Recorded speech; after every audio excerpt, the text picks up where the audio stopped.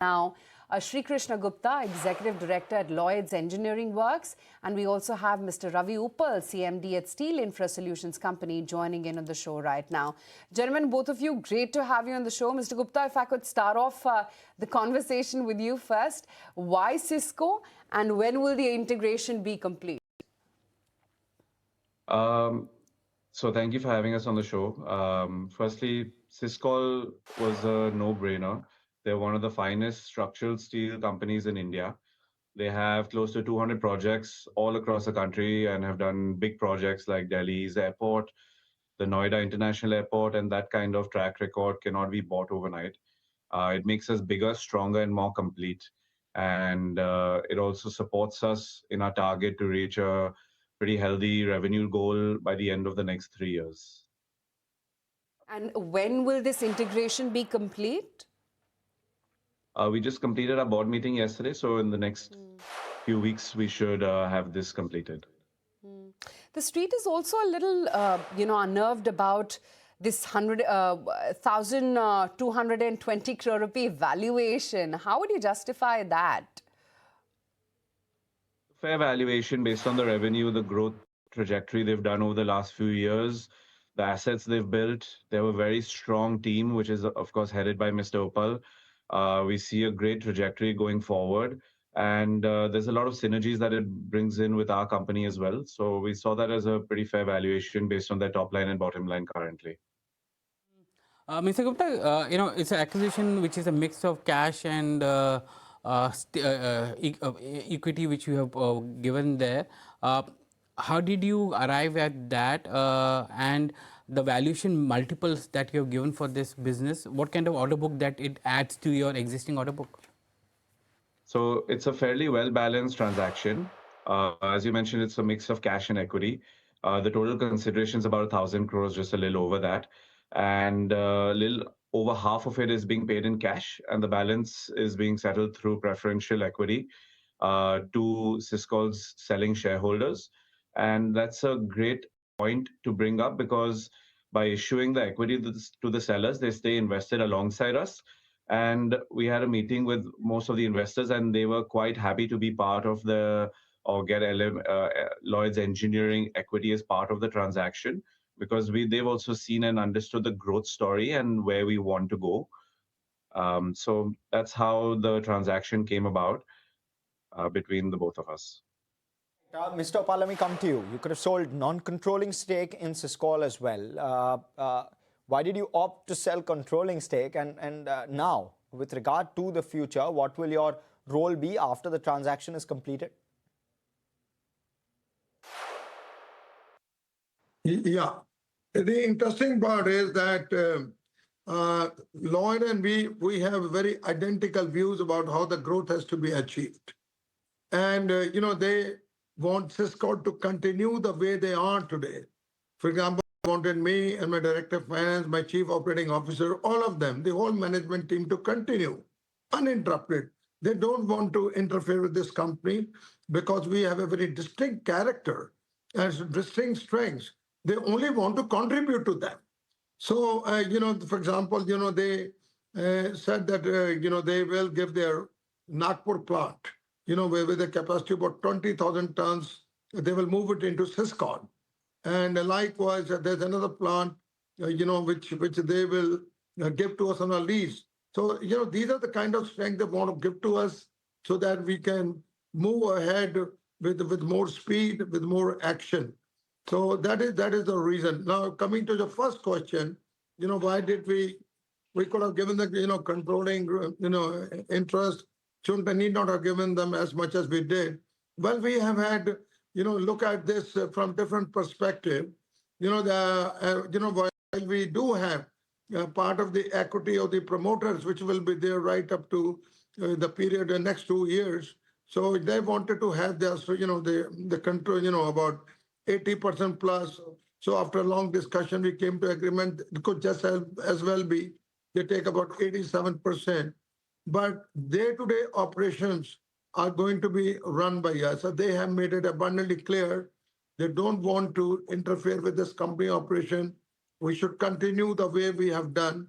Only thing is they want us to grow rapidly and continue on our dream path. Good to hear that, Mr. Uppal. So tell me, what is the biggest bottleneck to growth as you see it right now, and how does Lloyds help to remove that? Well, as I mentioned earlier, Lloyds and Cisco have complementary strengths.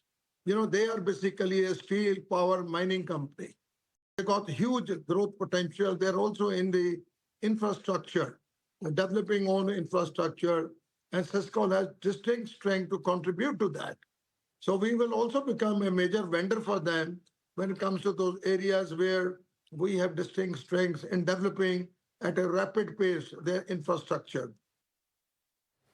Mr. Gupta, if you can come in here and give us a sense of the kind of revenue, consolidated revenue growth that you see as part of the entire acquisition, and the kind of EBITDA impact that will happen as once the acquisition is completed.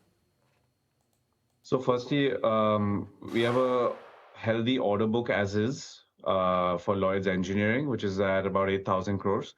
And once we add Cisco has another about 1,100 crores of order book. So we'll be closing in on a 10,000 crore order book. This gives us a great visibility to touch our 10,000 crore revenue target in the next 3 to 4 years. Currently, our revenue is at about 4,000 crores once we consolidate Cisco. Without Cisco, we would be about 3,000 to 3,300 crores. And we see that as a great potential going forward. As Mr. Uppal said, currently Cisco has a 100,000 ton fabrication capacity, and we're looking to add through our current assets another 100,000 tons over the next couple of years. And that scale is going to be very difficult to match for any other player in India. Along with that, we're targeting to improve the margins. As we're talking, that we have a lot of synergies. Another synergy is using our large financial backing and capabilities to be able to grow not only the top line, but definitely the bottom line as well. So we will definitely be targeting a growth on the bottom line. And as Lloyds Engineering has grown in the last 6 years from 50x, from 80 crores to 4,000 crores today, I think we've built our capabilities across various sectors and industries. And we're looking to do that with this as well in the near term. Come to you. Capacity expected to double. You spoke about that, especially on the fabrication side, from 1 lakh tons to 2 lakh tons. What's the capex requirement there? How do you fund it? What does that do to your top line? What's the asset turn on the capex that you'll do? So currently we already have structural steel fabrication facility, which is underutilized. Once we met with the Cisco team and saw their facilities and capabilities, we were confident that we can turn that around from a 10,000 ton facility currently to a 40,000 ton facility over a few years. Most of the infrastructure is already in place. So minor add-ons will carry on throughout the years. We have another facility, which is part of our infrastructure company, which has a large capability of another 30 to 40,000 tons, not more. And all this capex is already done. And it's more about converting it, adding the manpower, processes, SOPs that Cisco brings in. So it'll be a very great synergy with minimal capex to reach that level of tonnage. What about your turnover? What's the potential turnover from this increase in terms of capacity? Give us a sense of that. What does it do to your margin number? Cisco does roughly 11% margins, if I've understood it right. You are in around the same range. Does this take you to a different margin orbit? I'm trying to get a sense. Yeah, definitely. So we're looking at a 20 to 25% CAGR for Cisco as a consolidated venture, along with our other assets once we add into it.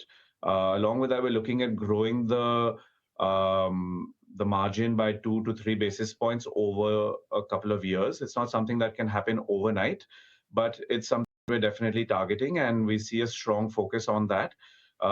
We have a lot of jobs that we see in the steel industry, and we are very capable to complete that at record time.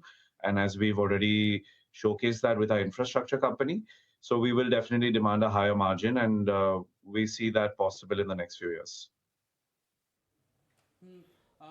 Mr. Gupta, can you also give us a sense of the mix which you came out with, cash and equity?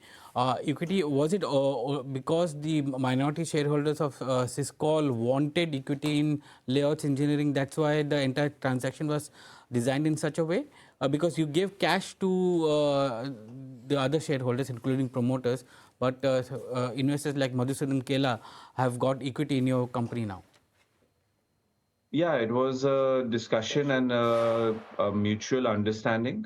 Um, as doing any takeover or any merger, the lesser cash out is better for us. We believe in our company and we believe that the growth that we have in the next few years is going to be tremendous. And that's a similar story that the investors also believed in. And they wanted to be part of our company. And we were very happy to have seasoned investors as well as part of the company because it adds to it adds to what we've been doing in the last few years and what we want to do in the coming years as well. Mr. Opal, both of you, thank you so much for joining in today and congratulations once again on being one company now. We'll take a very quick break. We'll be right back and we'll tell you all about Reliance, what to expect from the AGM today.